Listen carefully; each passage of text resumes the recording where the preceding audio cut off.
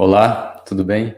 Hoje nós vamos dar continuidade ao nosso estudo do Catecismo de São Pio X. Nas outras vezes a gente viu a base bíblica do sacramento da Eucaristia, e na semana passada a gente viu como São Pio X, a doutrina da Igreja Católica, concebe a Eucaristia e qual que é a disciplina envolvendo a Eucaristia no Catecismo de São Pio X. Hoje nós vamos continuar, vamos analisar hoje a Santa Missa. É na Santa Missa justamente onde acontece a realização do sacramento da Eucaristia. E hoje eu quero trazer para vocês novamente a base do sacramento da Eucaristia na Santa Missa. Vou compartilhar a tela com vocês e vocês acompanham comigo a reflexão. Como vocês podem ver aqui no texto, foi Jesus quem celebrou a primeira Santa Missa. No fundo, ele é o único celebrante da Eucaristia, porque ele foi quem instituiu o sacramento da Eucaristia, que é o seu corpo, o seu sangue, sua alma e divindade, e os sacerdotes simplesmente participam do sacerdócio de Cristo. São como que os embaixadores de Cristo nesse sacramento, são consagrados, separados entre os homens para oferecer o sacrifício ao Pai. Então nós vamos ver quando foi que Jesus instituiu a Santa Missa. Foi justamente na quinta-feira em que ele ceou a última vez com os apóstolos no cenáculo, com os 12 apóstolos. No Evangelho de Mateus 26 a 28, vem dizer justamente sobre isso. Durante a refeição, Jesus tomou o pão, benzeu, partiu e deu aos seus discípulos, dizendo: Tomai e comei, isto é meu corpo. Depois tomou o cálice, rendeu graças e deu-lhe, dizendo: Bebei dele todos, porque isto é meu sangue, o sangue da nova aliança, derramado por muitos homens em remissão dos pecados. Então essa foi a descrição da Santa Ceia, em que Jesus faz a consagração do pão e do vinho em seu corpo e em seu sangue. Essa quinta-feira, a Santa Ceia está diretamente relacionada com a Sexta-feira da Paixão, quando Jesus de fato entrega concretamente o seu corpo e seu sangue, quando ele morre na cruz. Jesus antecipa o sacramento daquilo que realizou na Sexta-feira Santa. É o único movimento, quinta e sexta-feira santa estão entrelaçadas, de tal modo que Cristo, sendo Deus, conseguiu antecipar o seu sacramento daquilo que aconteceria na Sexta-feira Santa. E nós vamos ver que também os apóstolos, depois da ressurreição de Jesus e ascensão ao céu, o apóstolo Paulo, na carta aos Coríntios, na primeira carta, capítulo 11, 23, 32, ele vai descrever justamente a celebração da Eucaristia já pelos apóstolos, cumprindo a ordem de Cristo, que era fazer a memória daquilo que ele fez naquela ceia. Ou seja, repitam, atualizem aquilo que eu realizei hoje, aqui na Quinta-feira Santa, no cenáculo. E o apóstolo vai dizer assim: o que eu recebi do Senhor, de Jesus, e o que vos transmiti é isso, que o Senhor Jesus, na noite em que foi traído, tomou o pão e, depois de ter dado graças, partiu e disse: Isto é meu corpo que é entregue por vós. Fazei isto em memória de mim. Do mesmo modo, depois de haver ceado, tomou também o cálice, dizendo: Este cálice é a nova aliança no meu sangue. Todas as vezes que o beberdes, fazei-o em memória de mim. Assim, todas as vezes que comeis desse pão e bebeis desse cálice, lembrais a morte do Senhor até que ele venha. Ou seja, o apóstolo Paulo estava celebrando a Eucaristia, a Santa Missa, e esse sacramento é celebrado em memória de Cristo, que era para ser feito no nome dele, e até que ele venha, até a segunda vinda de Cristo em glória, até o final dos tempos. Portanto, todo aquele que comer o pão e beber do cálice do Senhor indignamente será culpável do corpo e do sangue do Senhor. Então, se vocês recordarem o que a gente meditou na última reflexão, na pessoa que precisa ter essa dignidade de poder participar da Santa Ceia, participar do corpo e do sangue de Cristo. É preciso estar em estado de graça, sem pecado mortal. E que cada um examine a si mesmo e assim coma desse pão e beba desse cálice. é preciso examinar a consciência para ver se está com a consciência pura, tranquila, para depois participar da Eucaristia. Eu falei com vocês a semana passada sobre as condições para participar da Eucaristia. Vocês devem recordar, é o batismo, receber a primeira comunhão, estar em estado de graça, não viver em uniões ilícitas, né?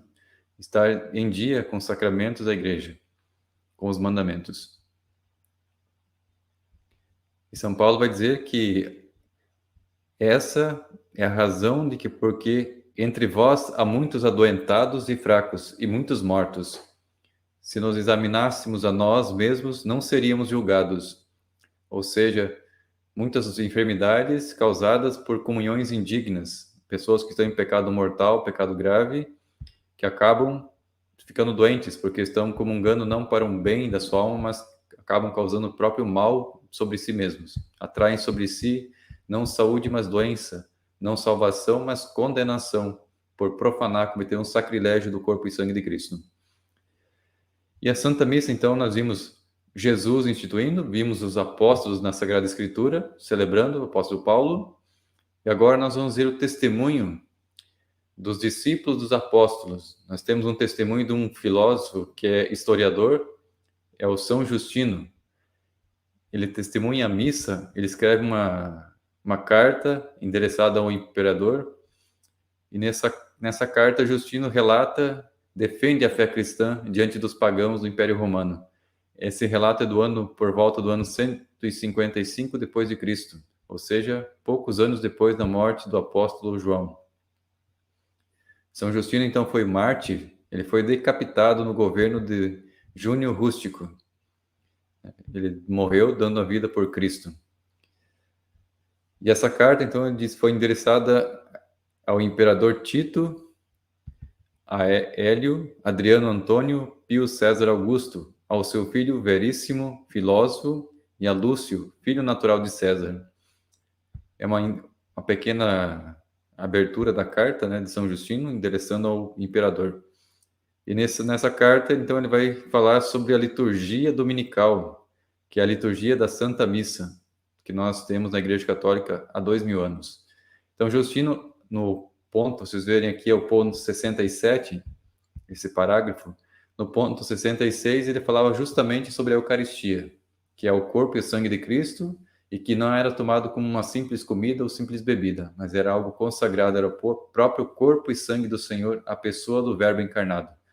E aqui ele vai descrever como era a missa celebrada pelos cristãos lá no primeiro século. Então vai começar assim. Depois dessa primeira iniciação, que ele está falando da Eucaristia, né? Recordamos constantemente entre nós essas coisas. Sempre atualiza a memória, né, sobre aquilo. E aqueles de nós que possuem alguma coisa socorrem todos os necessitados e sempre nos ajudamos mutuamente. Então, São Justino está falando sobre a caridade, sobre aquelas pessoas que têm condições materiais, os primeiros cristãos, eles ajudavam um ao outro nas suas necessidades materiais. E ele vai continuar dizendo assim: por tudo que comemos, bendizemos sempre o Criador de todas as coisas, por meio de seu Filho Jesus Cristo e do Espírito Santo. Ou seja, sempre em ação de graças, tudo oferecendo a Deus, que é agradecendo e bendizendo a Deus. E agora ele vai falar sobre a missa, especificamente. Então, no dia que se chama Dia do Sol, que para nós cristãos é domingo, né? Domingo, a palavra domingo significa Dominus, Dia do Senhor, consagrado ao Senhor. E só que a gente coloquei embaixo para vocês verem aqui o calendário romano. Eles tinham o Dia Solis, que é o dia do sol, que seria o primeiro dia da semana. Eles chamavam Dia do Sol. E os cristãos chamaram esse dia de Dia do Senhor, domingo, que é um dia consagrado ao Senhor. Depois o próprio Justino vai explicar por que esse dia era chamado Dia do Senhor, domingo. Assim como existia também o dia da Lua, que era segunda-feira, lunes, o dia de Marte, que era o planeta Marte, Júpiter, Mercúrio, na quarta-feira, Júpiter. Cada dia da semana, no calendário romano, se referia a um planeta, um astro ou uma divindade pagã. No entanto, no calendário cristão, né, português, se usa ainda essa denominação. Domingo para o primeiro dia da semana, depois segundo dia, segunda-feira, terça-feira, quarta, quinta, sexta e sábado. É outra nomenclatura, até o calendário em espanhol se aproxima muito ainda desse calendário romano. E o dia do domingo, então, que se chamava Dia do Sol, São Justino vai dizer assim: celebra-se uma reunião de todos. Ou seja, todos os católicos, então, se reuniam no ano 150, num lugar só, onde se celebrava, então, né, a missa. E os que moravam nas cidades se reuniam nas cidades. E os que moravam nos campos se reuniam nos campos, né? Faziam uma grande reunião. E agora ele vai descrever a liturgia. Ali nessa reunião se leem, então, se fazem leituras, enquanto o tempo permite, depende das circunstâncias. E as memórias dos apóstolos, que é o Novo Testamento, né? E que hoje a igreja chama de liturgia da palavra. E também os escritos dos profetas, Antigo Testamento, então Novo e Antigo Testamento. Eu coloquei para vocês aqui uma tabelinha da Santa Missa sobre os ritos da missa que existem hoje na Igreja Católica. Perceba que é o mesmo processo, a mesma missa. Tem a saudação inicial do sacerdote, depois vem a liturgia da palavra, que é o que foi descrito aqui por São Justino. Nós temos leitura na missa, então, do Novo Testamento, são as epístolas de Paulo e dos outros apóstolos. E temos também o Evangelho do Novo Testamento. Mas nós temos também o Antigo Testamento com as leituras, né? A primeira leitura geralmente é Antigo Testamento, e temos o Salmo também do Antigo Testamento. Então, é o mesmo processo que existia na celebração do tempo de Justino, a liturgia da palavra hoje da missa é o mesmo processo, a mesma sequência. E depois vai continuar descrevendo aqui embaixo. Quando então o leitor termina as leituras, o Evangelho, o presidente faz uma exortação. O presidente era o sacerdote, né? E aqui nós vemos na missa a mesma coisa. Depois das leituras vem a homilia do padre, que é a explicação da palavra que foi proclamada.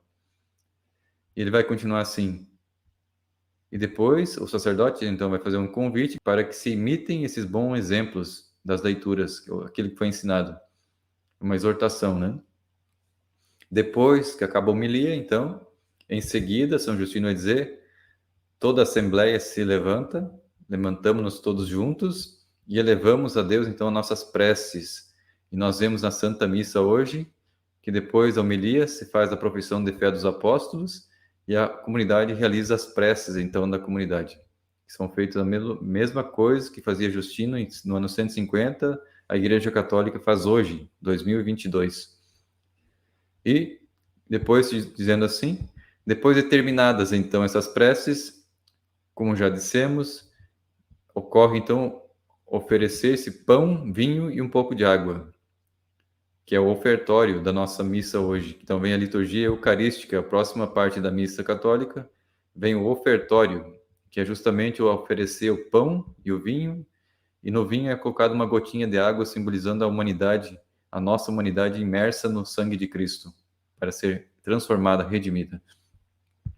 Aí São Justino vai dizer assim: o presidente, que é o sacerdote, conforme suas forças, faz igualmente subir a Deus as suas preces e ações de graças, e todo o povo exclama dizendo amém. Então vem toda aquela oração eucarística, depois do ofertório, a consagração da hóstia e do vinho, né, a consagração, e tem toda aquela leitura eucarística, né, das preces que se faz em nome da igreja e de toda a humanidade. E o povo, no final, conclui com a oração, com a expressão amém, que assim seja. Aí, então, depois de acabadas as preces, toda aquela oração eucarística, São Justino vai dizer que vem depois a distribuição, quer dizer, da hóstia e do vinho consagrados, participação feita a cada um dos alimentos consagrados, que é a Eucaristia, que é a mesma comunhão que nós temos da missa. Então, depois da consagração, as orações e a comunhão, em que cada fiel preparado recebe Jesus na Eucaristia.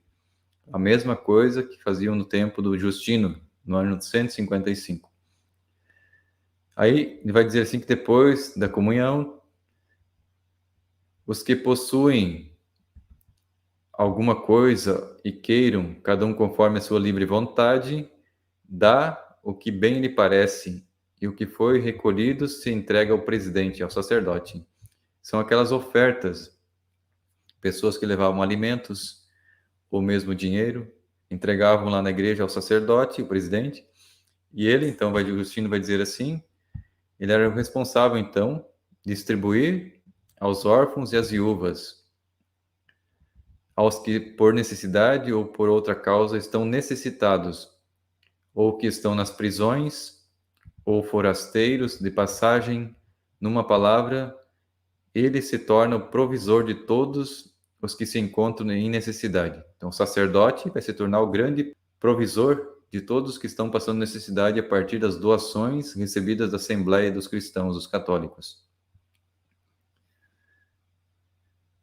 E ele vai continuar, o último parágrafo, São Justino vai dizer assim, nós celebramos essa reunião geral, né, de todos juntos, no dia do sol, que é o domingo, dia do sol para os romanos, domingo para os cristãos, que é o dia do Senhor. Porque lembra que São Justino utiliza essa expressão dia do sol porque ele está mandando uma carta diretamente ao imperador romano. E para o imperador romano não existia domingo. Para eles era o dia do sol, esse primeiro dia da semana. Por isso que São Justino utiliza dia do sol aqui no texto. Os cristãos chamam de domingo, né? Primeiro dia da semana, o dia do Senhor. Porque foi no primeiro dia em que Deus, transformando as trevas em matéria, fez o mundo. Primeiro motivo do domingo ser celebrado pelos cristãos, porque é o primeiro dia em que Deus iniciou a criação do universo. Depois, o segundo motivo é o dia em que Jesus Cristo, nosso Salvador, ressuscitou dos mortos. Ou seja, o primeiro dia da semana foi o dia da criação do universo, e o primeiro dia da semana, o domingo, é o dia da nova criação do novo Adão, o Cristo, né, que ressuscitou como Salvador, uma nova vida, então uma nova criação a partir da ressurreição de Cristo. Com efeito, sabe-se que o crucificaram em um dia antes do Saturno. Saturno, para eles, é o sábado, então Saturno, um dia antes, a sexta-feira. É o que Justino está explicando. Jesus foi crucificado na sexta-feira. E no dia seguinte ao de Saturno, que é justamente o dia do sol, que é domingo, então ele apareceu aos seus apóstolos, ressuscitado, né? E discípulos. E nos ensinou essas mesmas doutrinas que expondo para vosso exame. Então Jesus apareceu no domingo ressuscitado e ensinou essas mesmas doutrinas que Justino agora está explicando ao imperador, para que o imperador examine e perceba que não existe nada de canibalismo ou coisas contrárias à vida social, né, romana. Algo criminoso que os cristãos estão cometendo escondido nas suas celebrações. Eram acusados de canibalismo por falarem de comer a carne e o sangue do Cristo. Então Justino está explicando que é um sacramento em que o pão e o vinho se tornam alimentos, corpo e sangue de Cristo. Então agora eu quero voltar com vocês e vamos entrar diretamente na análise, então, do texto do Catecismo de São Pio X, das perguntas e respostas, em que ele vai analisar, então, a Santa Missa, segundo a doutrina da Igreja, que nós vimos que está fundamentada na Sagrada Escritura, está fundamentada tanto no Evangelho como nas cartas de Paulo, e também está presente na tradição da Igreja, como nós vimos agora o testemunho de São Justino, o mártir. Nós vamos agora, então, analisar o Catecismo de São Pio X, pergunta por pergunta. Iniciamos, então, o Santo Sacrifício da Missa. O primeiro artigo vai dizer assim, sobre a essência, a instituição e os fins do Santo Sacrifício da Missa, que é constituída, então, a Santa Missa. Primeira questão, deve-se considerar a Eucaristia como um sacramento? E São Pio X vai dizer que não só, né? A Eucaristia não é somente um sacramento, ela é também um sacrifício permanente da nova aliança, nova lei. Lembre que Jesus falou que o sangue dele era o sangue da nova e eterna aliança, é uma nova aliança. A antiga de Moisés passou e em Cristo, então, vem uma nova aliança no seu sangue. E esse sangue é justamente sacramentado na Santa Missa. Então, a missa não é só um sacramento, ela é um sacrifício. E que Jesus deixou, então, a sua igreja, né? E essa igreja está fundamentada sobre os 12 apóstolos por ele escolhidos, e que esses apóstolos, então, celebravam a Santa Missa e ensinaram os seus discípulos, os ordenaram bispos das igrejas que eles fundaram, e assim, há 2000 anos, de geração em geração, a igreja está celebrando a Santa Missa até que Jesus volte, para ser oferecida, então, a Deus pelas mãos dos seus sacerdotes. São homens consagrados por Deus, separados do povo, para oferecer, então, o santo sacrifício da missa.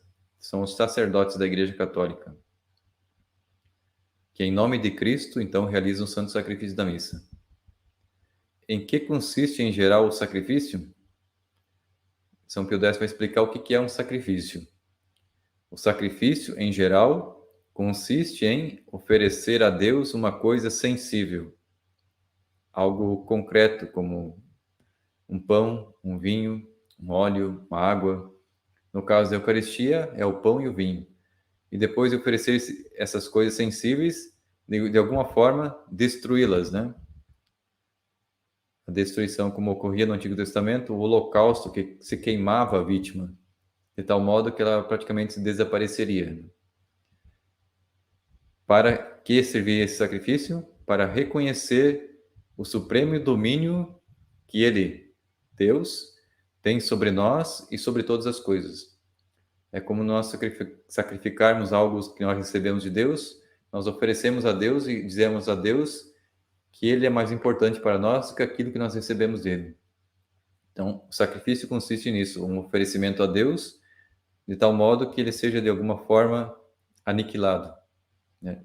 E o que acontece com Cristo é uma forma também de aniquilamento. Ele entrega a sua vida, aquilo que é mais importante que ele tem, que é a vida do pau e o corpo, né? Ele entrega o seu corpo na cruz, derrama seu sangue em oferta, em sacrifício ao Deus Pai por nós. Como se chama esse sacrifício da nova aliança, da nova lei?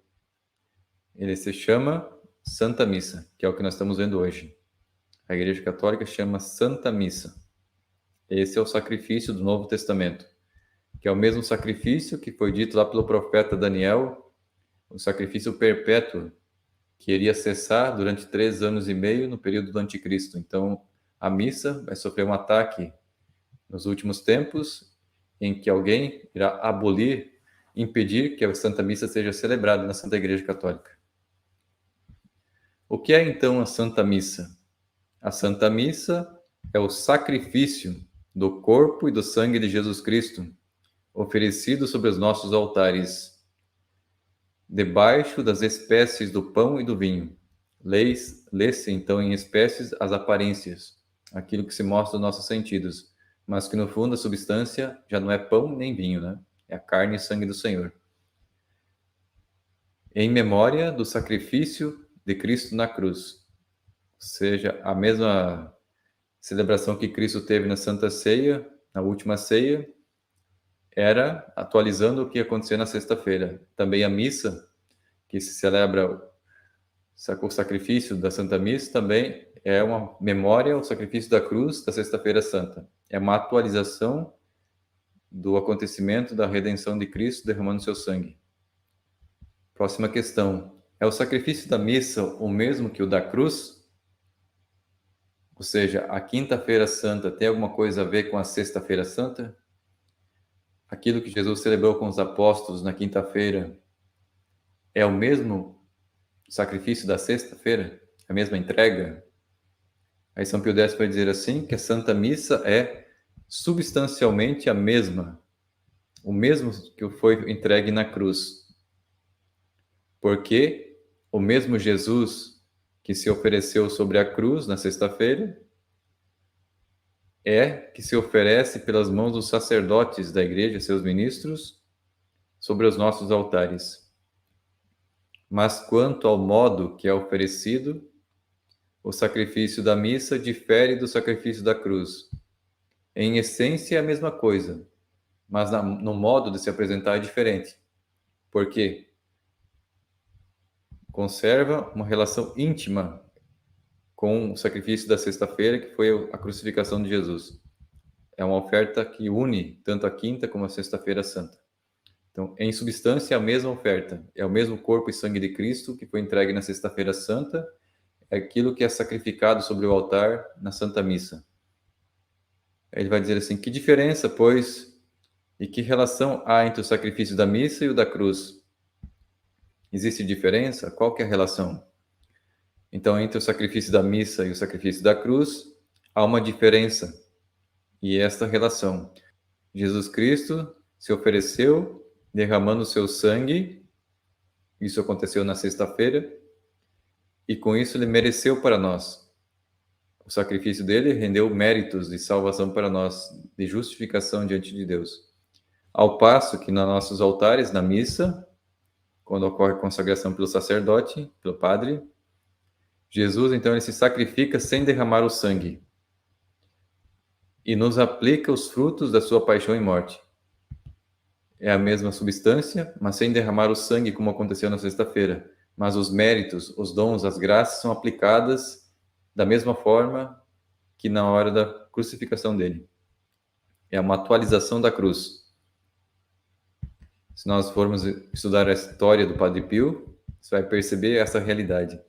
Ele, como um santo chagado da Igreja Católica, tinha os estigmas de Cristo, as chagas nas mãos, nos pés, no coração, no ombro, a coroa de espinhos na cabeça. Padre Pio sentia as dores da crucificação de Jesus enquanto ele celebrava a Santa Missa. Em cada etapa da Santa Missa, ele passava por dores, né, correspondentes à paixão de Cristo, representando justamente esse mistério que há entre a Santa Missa Católica, que é a Quinta-feira Santa, que é a Santa Ceia, com a realização da Sexta-feira Santa, que foi o sacrifício de Cristo na cruz. E o Padre Pio juntava em seu corpo essas duas realidades. Próxima questão. Que outra relação tem o sacrifício da Santa Missa com o da cruz? Existe uma outra relação, então. É que o sacrifício da Santa Missa representa de modo sensível o derramamento de sangue de Jesus Cristo na cruz. Porque, em virtude das palavras da consagração, só o corpo de Nosso Senhor se torna presente debaixo da espécie do pão, e debaixo da espécie do vinho, só o sangue. Ou seja, quando o cálice é consagrado, ali está unicamente o sangue, não tem a carne. E quando a hóstia é consagrada, ali só está a carne, não está o sangue. Entretanto, pela concomitância natural, ou seja, aquela união mais profunda, substancial que está na Eucaristia, que é a pessoa completa do Cristo, pela união hipostática, que é a união da divindade com a humanidade, as duas naturezas de Cristo, 100% humano, 100% divino, em uma única pessoa. Devido a essa realidade desse mistério, tanto então está presente ali na hóstia consagrada e no vinho, debaixo de cada uma delas, o Jesus Cristo todo inteiro, vivo e verdadeiro. A pessoa do Cristo está presente tanto se você comungar só a hóstia ou só o vinho, o sangue dele, você vai receber o Cristo completo, total, a sua pessoa em sua humanidade e sua divindade. Próxima questão. Não é porventura o sacrifício da cruz o único sacrifício da nova aliança, da nova lei? O sacrifício da cruz é o único sacrifício da nova aliança, da nova lei. Ou seja, o sacrifício de Cristo. Não existe mais um sacrifício do Antigo Testamento, foi abolido. Não há dois sacrifícios no Novo Testamento, ou não existe mais dois sacrifícios hoje. O sacrifício de bois e animais foi abolido por Cristo, só existe o seu sacrifício, seu corpo e seu sangue na cruz. Só existe esse sacrifício. Porquanto, por ele, nosso Senhor, aplacou a justiça divina, morrendo em nosso lugar, o justo pelo culpado. E com isso ele adquiriu todos os merecimentos necessários para nos salvar. Como nós não possuímos a justiça necessária para nos justificarmos diante de Deus, Cristo conseguiu isso porque ele era inocente, imaculado, e possuía em si a divindade e a humanidade, o elo que une o céu e a terra, a divindade com as suas criaturas. E assim, Jesus consumou a sua parte, a nossa redenção. São esses merecimentos que ele, Jesus, nos aplica pelos meios que instituiu na sua igreja. Quais são esses meios? Os sacramentos. Tanto a Eucaristia, como o meio da confissão, que é o sacramento do perdão dos pecados, quanto pelo batismo, o matrimônio, o sacramento da ordem.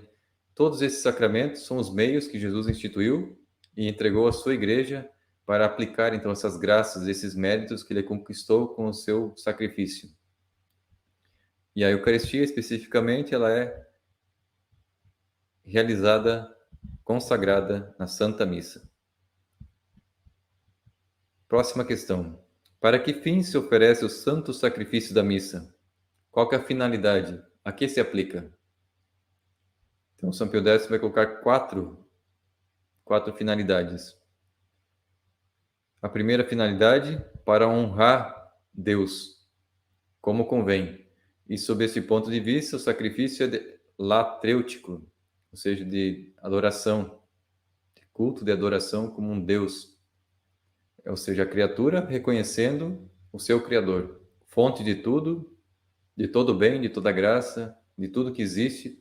Tudo é de Deus, tudo veio dele e tudo vai retornar para ele.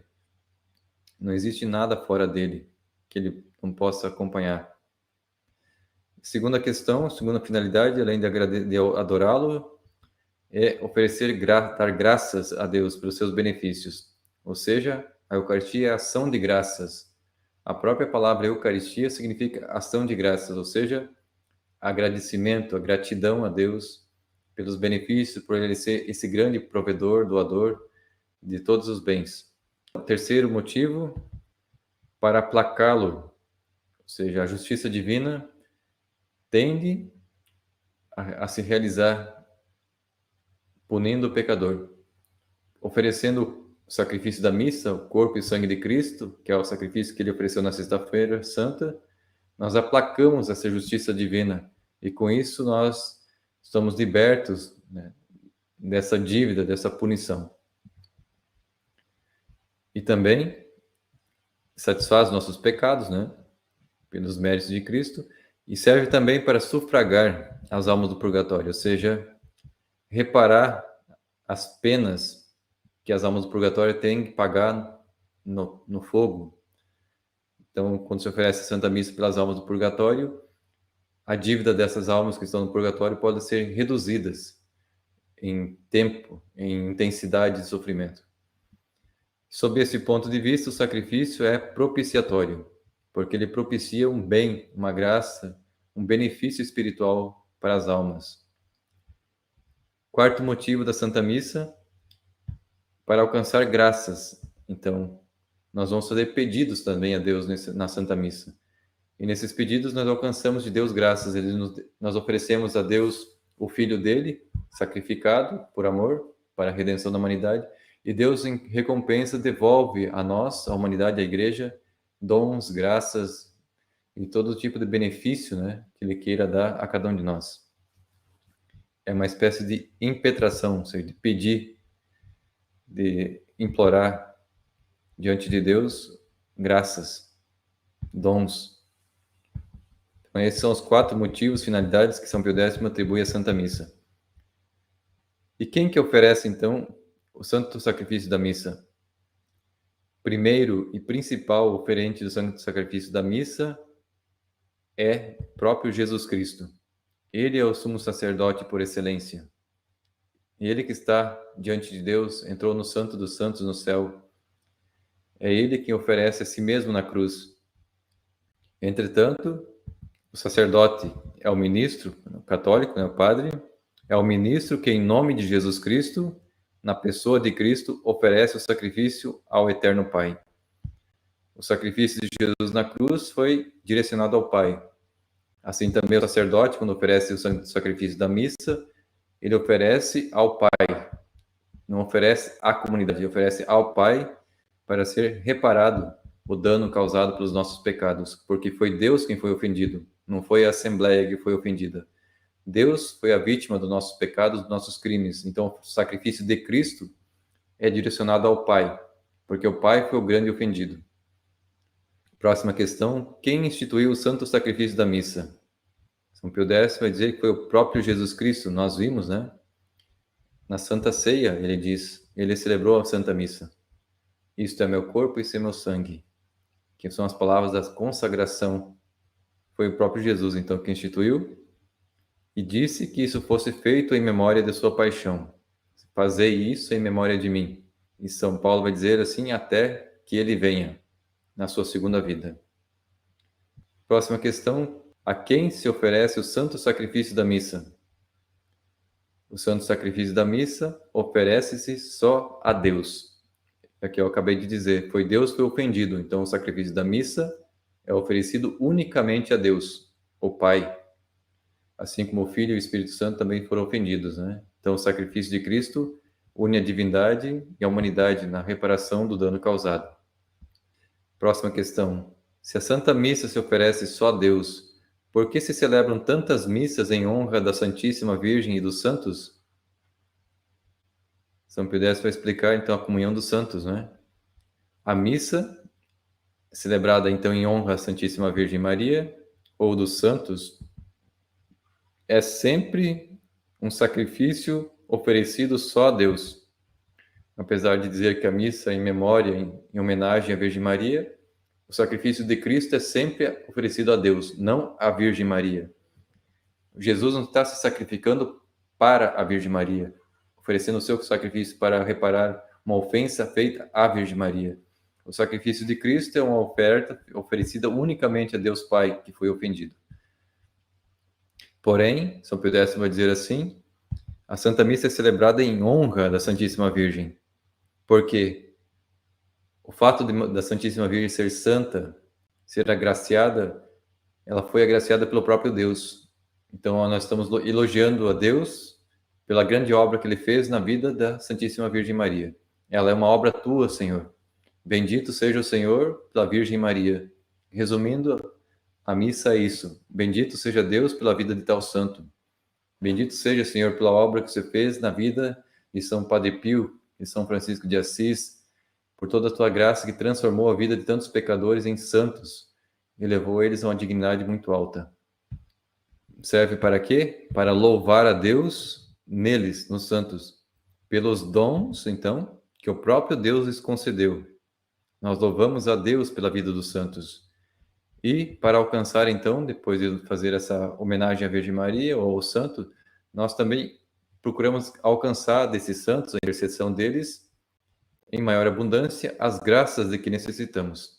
Então, nós aproveitamos que eles estão diante de Deus, na glória, estão merecendo a companhia dos santos no céu, e que eles que veem Deus face a face, eles possam interceder por nós, pedir a Deus que nos ajude, nos auxilie em nossa vida e alcancem as graças que nós necessitamos. Deus quer dar, mas Ele quer que a gente peça.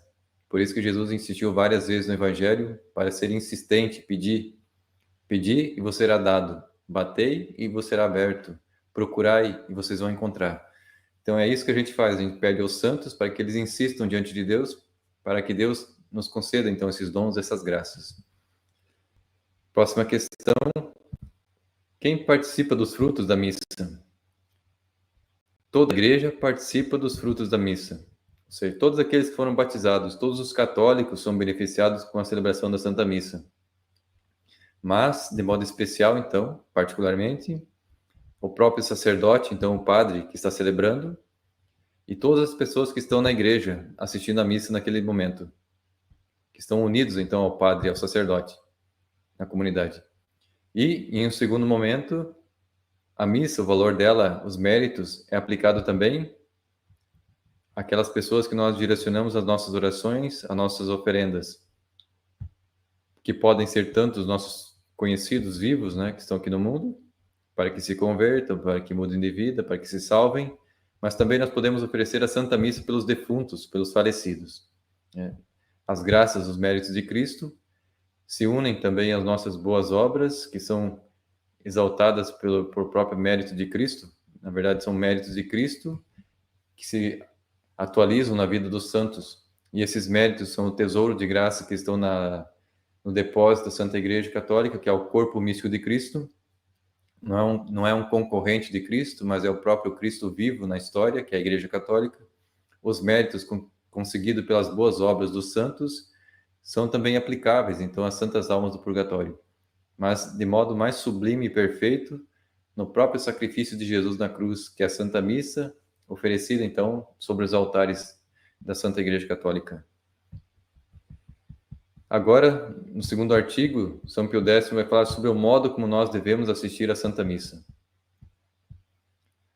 Quantas coisas são necessárias para ouvir bem e com fruto a Santa Missa? Ele vai destacar duas coisas. Primeiro, a parte corporal, né? A modéstia exterior, o modo de se portar, os gestos, a roupa, né? Tudo aquilo que está visível aos olhos de todos, né? E existe uma segunda questão interior, a disposição interior com que a gente vai para a missa. Então, ele vai explicar aqui cada uma delas. Segunda questão, em que consiste, então, essa modéstia exterior?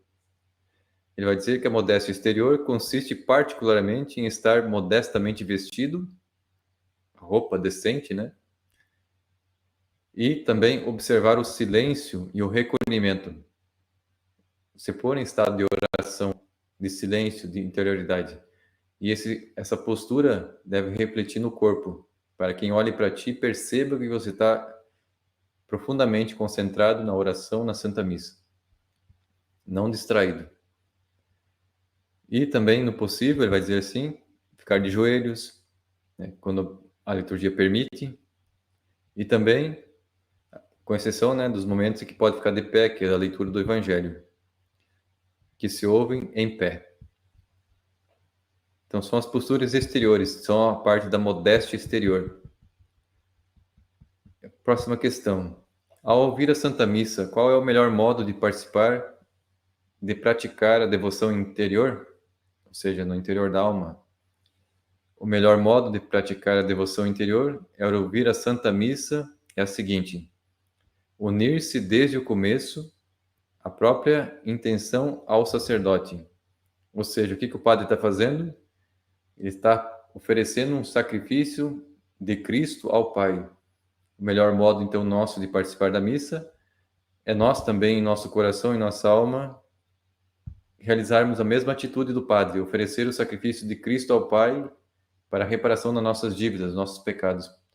Deus Pai, acolha o sacrifício do Teu Divino Filho para a reparação dos meus pecados, para a justificação da minha alma. E, com isso, oferecendo a Deus o santo sacrifício para os fins para o qual foi instituído, que é a redenção, né? Nossa salvação. E agradecimento, ação de graças, todas aquelas questões, aquelas 4 questões destacadas por São Pio X. O segundo modo de participar bem da Santa Missa, interiormente, é acompanhar o sacerdote em cada uma das orações eucarísticas. E as ações do sacrifício, que é a parte em que o padre vai fazer o ato da consagração, em que ele ajoelha, em que ele levanta a hóstia. Acompanhar, então, com concentração, com toda a concentração possível, né? Todas essas orações, esses gestos do padre. Terceiro modo, meditar a paixão e a morte de Jesus Cristo. Ou seja, pensar, refletir sobre todo o sofrimento de Cristo, o amor que ele teve, tudo que ele passou. Tudo isso vai fazer com que desperte em nós o afeto, a contrição, o arrependimento pelos nossos pecados, que fomos os culpados por tudo que ele sofreu.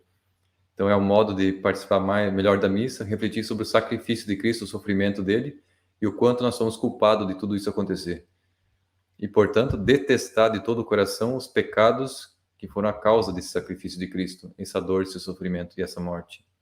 Quarto modo, fazer a comunhão sacramental, que é comungar materialmente do corpo e sangue de Cristo, ou, na impossibilidade de comungar concretamente o corpo dele, ao menos comungar espiritualmente, desejar, ter o desejo de comungar o corpo de Cristo. Ao tempo em que o sacerdote está comungando. Você está vendo o sacerdote comungar, como você não pode comungar, você ao menos deseja, quer poder comungar o corpo e o sangue de Cristo. É uma comunhão espiritual. O Cristo já se une à tua alma de alguma forma, não com a mesma grandeza da comunhão concreta das hóstias e do santo vinho, mas já é uma comunhão espiritual com Cristo presente na alma.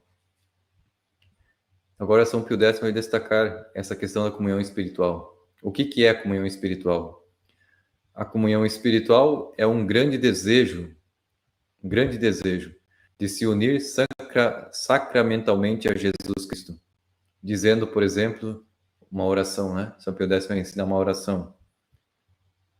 Meu Senhor Jesus Cristo, eu desejo de todo o meu coração unir-me a vós agora e por toda a eternidade. É uma prece curta, mas que tem um valor profundo. E fazendo os mesmos atos que se fazem antes e depois da comunhão sacramental. Ou seja, quando você vai comungar, você se prepara antes com orações, com interioridade, e depois que você comunga, você faz ação de graças, você faz orações, agradecimentos, você está unido a Cristo na Sagrada Hóstia, então você se interioriza mais ainda porque o Cristo está em ti. Você se torna um sacrário ambulante. Você se torna aquilo que a Virgem Maria se tornou, uma arca da aliança. Você está levando o Cristo em ti. E nesse momento você tem um tempo, pelo menos 15 minutos, em que a hóstia está ali no teu corpo, intacta ainda, sem ser decomposta, e você pode adorar o Cristo verdadeiramente presente no teu corpo, na tua alma. Assim como muitos tocaram o Cristo para ser curados, deles saiu uma força que cura, imagine você ter dentro de teu corpo, na tua alma, o Cristo, a pessoa do Verbo encarnado, presente realmente em ti. Então é um momento especial de ação de graças, de comunhão, de aproveitamento dessa intimidade profunda com o Cristo. Impede ouvir a missa com frutos a recitação do rosário ou de outras orações durante o Santo Sacrifício? Então, se você está rezando enquanto o padre está fazendo todo o ritual, as orações, você resolver rezar o rosário em silêncio, em voz baixa, é permitido? Se eu pudesse, vai dizer que sim. Isso não impede de ouvir com fruto a Santa Missa, desde que haja um esforço possível de seguir também ao mesmo que está realizando no altar.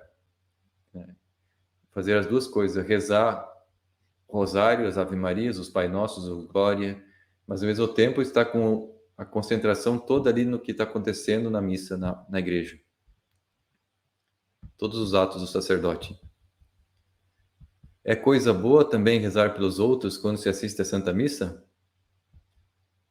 É coisa boa rezar também pelos outros quando se assiste à Santa Missa. E até o tempo da Santa Missa é o mais oportuno para rezar pelos vivos e pelos mortos. É naquele momento que nós alcançamos as maiores graças. É o maior milagre que existe sobre a terra, é a Santa Missa.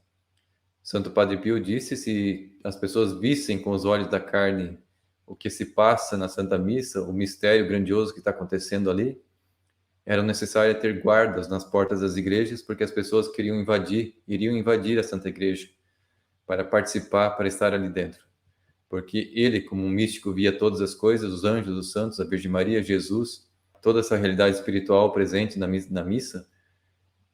Se nós soubéssemos, esse é o momento oportuno, então, para rezarmos pelos vivos e pelos mortos. E, por fim, terminada a Santa Missa, o que se deve fazer? Terminada a missa, nós devemos dar graças a Deus por ter nos concedido a graça de assistir esse santo sacrifício. É como se nós estivéssemos transportados no tempo e o Cristo nos colocasse lá na Santa Ceia junto com os 12 apóstolos.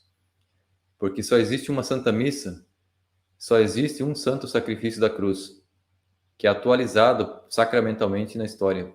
Todos os dias a igreja está celebrando a missa, mas é a mesma missa celebrada por Cristo na quinta-feira santa, na última ceia com os apóstolos. Então nós, quando nós participamos da missa, nós vamos comungar o corpo de Cristo, assim como os apóstolos comungaram naquela quinta-feira. Jesus atualiza no tempo aquele milagre que aconteceu 2000 anos atrás. E isso é o motivo de agradecimento, de gratidão a Deus por esse grande milagre, esse grande dom. E nesse momento nós devemos pedir-lhe perdão também pelas nossas faltas cometidas, nossos pecados cometidos enquanto nós estávamos durante a missa, por distração, por falta de preparação, muitas vezes, para assistir à Santa Missa, tudo aquilo que não fez com que nós tivéssemos aquela disposição necessária. Quanto mais disposição você tem na tua alma, mais desejo, maior frutos você colhe da Santa Missa e dos sacramentos. A comunhão de um santo produz muito mais efeito, muito mais graças na alma do santo do que a comunhão de um pecador frio, tíbio, que não se dedica, que não deseja a comunhão eucarística. A união com Cristo não acontece da forma tão profunda como acontece o amor entre Jesus e um santo. Portanto, procure sempre assistir a Santa Missa preparado, com a maior disposição possível interior e exterior.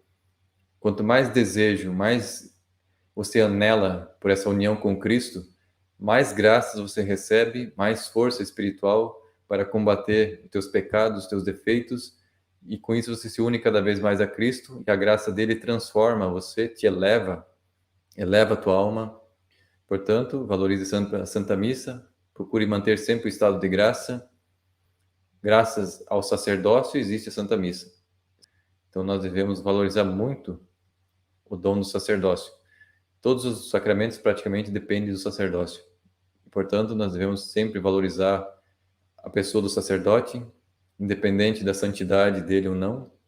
Ele está agindo em nome de Cristo, e se não tivesse o sacerdote, não existiria a Eucaristia, não existia o perdão dos pecados pelo sacramento da penitência e tantas outras realidades espirituais que não chegariam até nós. Que Deus abençoe a todos, assista sempre bem a Santa Missa, ame a Santa Missa, deseje a Santa Missa todos os dias, esteja preparado, ame Deus sobre todas as coisas e renuncie a todo tipo de pecado que impede você de comungar. Se você ama a Deus sobre todas as coisas, você vai rejeitar o pecado.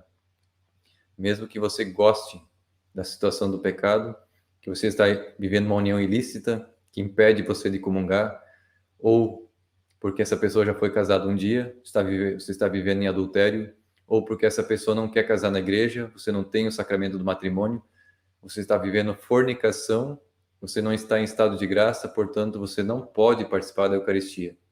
Se você comungar vivendo amasiado com alguém, 2 solteiros estão fornicando, estão cometendo um pecado grave. Portanto, como diz São Paulo, cada um examine a sua própria consciência para que não seja indigno de receber o corpo e sangue de Cristo, porque vai causar, em vez de salvar você, vai te causar mais dano por cometer um pecado grave, que é o sacrilégio. Em vez de salvação, você está comendo e bebendo a sua própria condenação. Não vá pelos seus sentimentos, mas por aquilo que é a realidade. O pecado é objetivo, não é uma realidade de um conceito, um sentimento. Aquilo que Deus determinou como um mandamento, se você está transgredindo ele, é pecado, independente de você sinta ou não sinta dor, arrependimento sobre isso. Portanto, respeite a lei de Deus, respeite os santos mandamentos, porque aquilo que você está recebendo é algo sério, importante e que você deve estar preparado. Não seja imprudente nem temerário. Respeite aquele que você está recebendo. Tá bom? Deus abençoe você. Tenha uma boa semana. E na semana que vem nós continuamos então com o próximo sacramento, que é o sacramento da penitência, que é o perdão dos pecados concedido através da Igreja, dos seus ministros. Louvado seja nosso Senhor Jesus Cristo, para sempre seja louvado. Amém.